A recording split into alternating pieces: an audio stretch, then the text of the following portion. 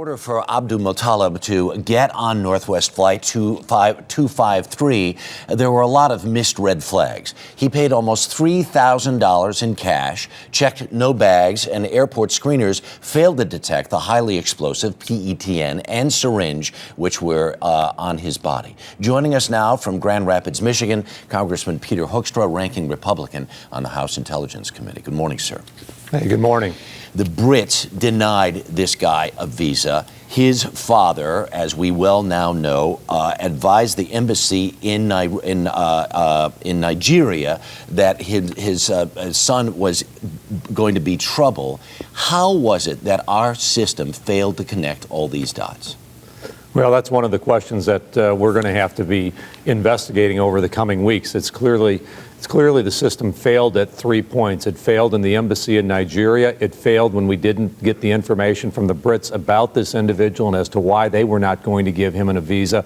And then finally, it failed at the entry point at the airports in Nigeria and again in Schiphol. So 3 failure points, 3 places where you would have expected to catch this guy, and we didn't. If you could do one thing today to make the system safer, what would you try to enact? Well, I think what we need to enact, and I think the media has done a very, very good job of putting together the mosaic and the picture. They filled a vacuum that this administration has created by not sharing information with the American people about this attack on Christmas Day or about Fort Hood.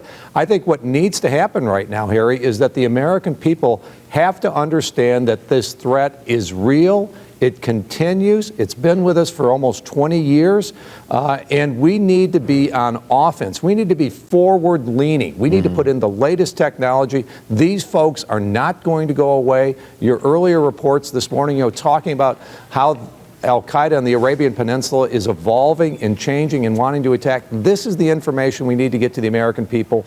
Then we will be able to do the things necessary, the tactics to keep us safe. Right. What is baffling to so many of us, though, is if a name even ends up not on a no-fly list, but even on a watch list. That's only 500,000 names. Technology is very usable, is very shareable. You type this guy's name into a list, a red flag has to go up someplace.